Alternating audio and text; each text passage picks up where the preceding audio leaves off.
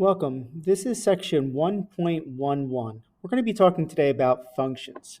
Now we're going to be skipping the building with yarn because we would need to be together in a group to do that. And we're going to go right to some vocabulary. So when we're talking about functions and relations, all of these will be relations. They're just setting up a correspondence between the inputs and the outputs. Now, when they're equations, they write and establish a relationship between two variables. Some examples are given. Y equals x squared, y equals x over the quantity of x plus 3, and y equals 2x plus 5. Those are all relations. Now, like I said, a relation only pairs the input values to the output values. But for a relation to be a function, it's very important that each input has exactly one output. When we talk about the domain of a relation or a function, we're talking about the set of all the input values. Those are what we commonly refer to as the x values. For the range, that's our output values, also known as our y values. The independent variable is x. The dependent variable is our y. We're going to be talking a lot about what's independent and what's dependent. Independent means you can put any value one into, and dependent means it's dependent on what your input is, on what that output would be. When we talk about the solution, we talk about any ordered pair x and y that produces a true statement. When you substitute into the original equation, we'll be talking a lot about verifying solutions. And a graph represents all of the solutions. So when you graph a line, there's an infinite number of points along that line. So when we talk about solutions, we're talking about an infinite number of solutions. So that graph represents an infinite set of solutions. Function notation, f of x, and that's how we read that, f of x. We use that in place of y. F is just the name of a function. It's not a variable. It could just be g of x or h of x or k of x.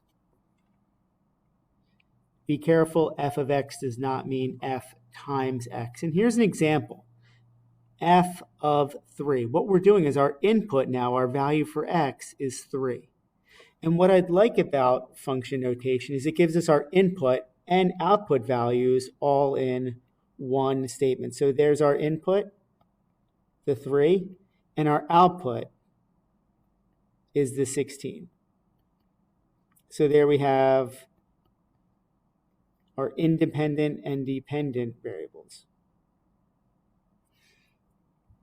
Order of operations, a reminder, when we're working through the grouping symbols first, then you go to the exponents, then you multiply, divide, and then you would add or subtract. So we're going to evaluate. I want you to practice that function notation. So we're looking at this. Our input is -2. That's our value for x.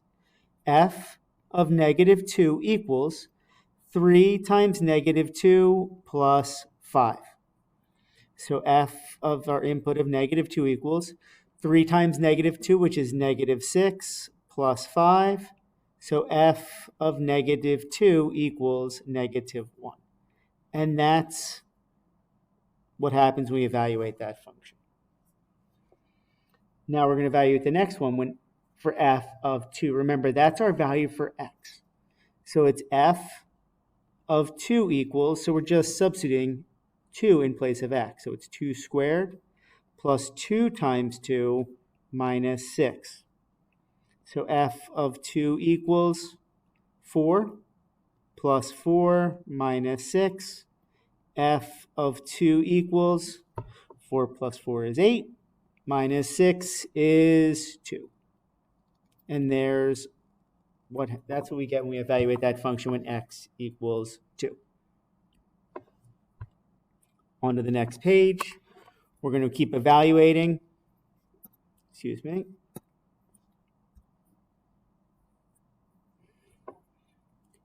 F of 5 equals 7 minus 2 times 5. So f of 5 equals 7 minus 10. So when we evaluate, we get f of 5 equals -3.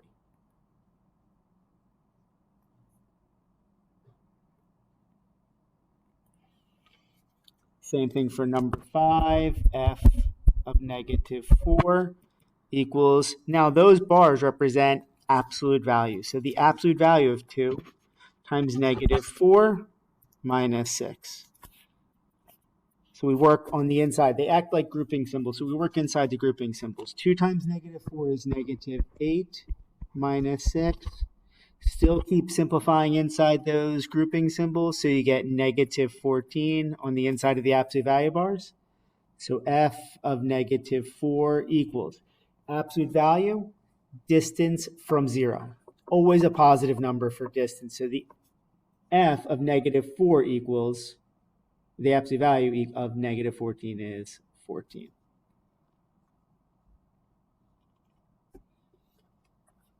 Number 6, f of negative 3 equals 5 over negative 3 minus 7.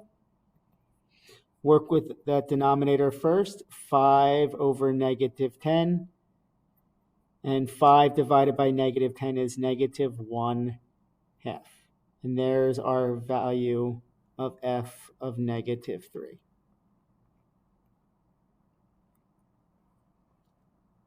F of 6 equals 3. Now that's x to the negative first. So it's going to be 6 to the negative first plus 16. As we talked about during our algebra review, x to the negative first, that means reciprocal. So x to the negative first is actually 1 over x.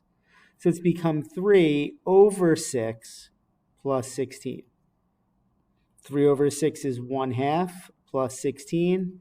Practicing with our fractions to begin with, we need to get a common denominator. 16 is 16 over 1. So we need to get that common denominator of 2.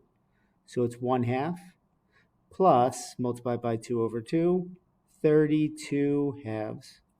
So we get 33 halves. That's f of 6.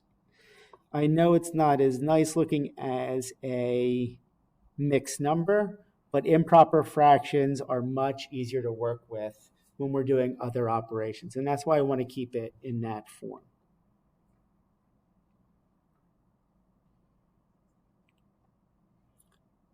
Now, for problem number 8, we want to think about working in order. So we have 4 different functions: f of x, g of x, h of x, and that should be a k of x. Sorry for the typo there. So what order would we have to stack them so that when a 6 is dropped into the first machine, and then all 4 machines have their effect, the last machine's output is 11. So we want to kind of think about it. If I were to put a 6 in for f of x, we'd end up with the square root of 6. That's not all that nice to work with. 6 minus 2 is 4. Square root is 16. Times negative 1 is negative 16. That's promising. 2 to the 6th, that's a pretty big number, minus 7. So maybe not that one. And then k of x is the opposite of 6 over 2. So it'd be negative 3 minus 1 is negative 4. Now, we have to think about which order we would want to work in. So we want to kind of think through what values may or may not work. So it's kind of a trial and error. I think I want to work with g of x. I know this one's kind of out to start off with, and that one's kind of out. So I'm just going to start with the first one I see. So let's look at g of 6. We're trying to get 11, so we're not getting a really big number. The opposite of 6 minus 2 squared. The opposite of 4 squared. So 4 squared is 16, so it's a negative 16. Now we want to use that as an input for our next function. Now, I know I want to get rid of that negative, so I'm going to definitely go to k of x next. So now it's k of, our input is going to be that negative 16.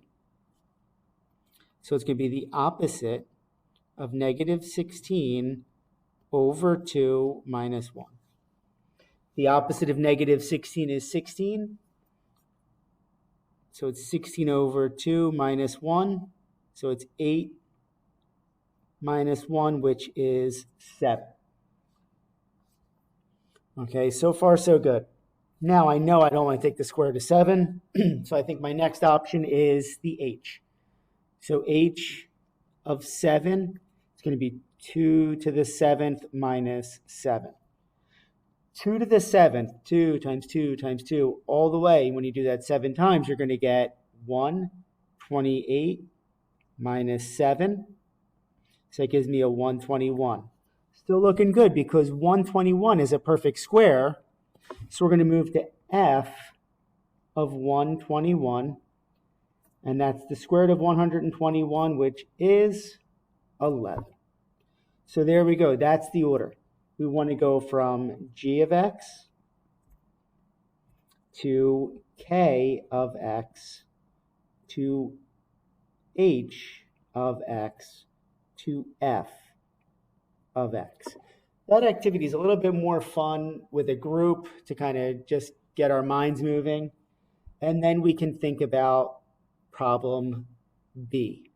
Now, I kind of changed the wording around here. Notice that the first input is 64 and our output is 131,065. So that's a pretty big number.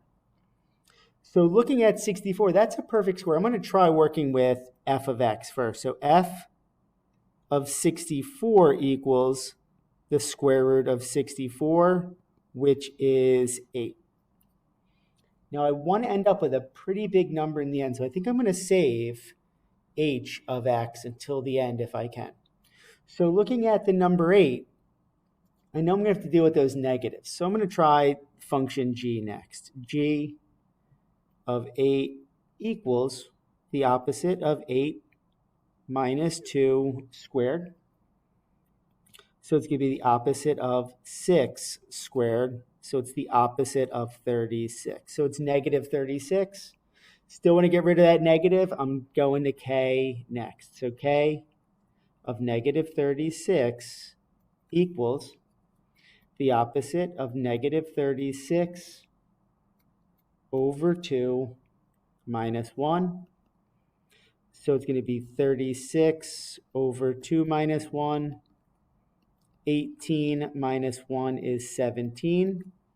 Okay, and now I only have one option left to try out, and that's h of 17. So it's going to be 2 to the 17th minus 7. Here, you definitely want to use a calculator for this. And 2 to the 17th is 131,072, and then minus 7. And thankfully, we get 131,065. So our order for this one would be f of x first, and then drop down to g of x, and then to k of x, and then finally to h of x. And that's just kind of thinking about how the input of a function affects the output of a function. So keep in mind for relation to be a function, each input can only have exactly one output. Any relation is just a grouping of an input to an output. So all of these are relations, but not all of them will be functions. And that's a thing we'll be talking about throughout this chapter and throughout the year. Thank you.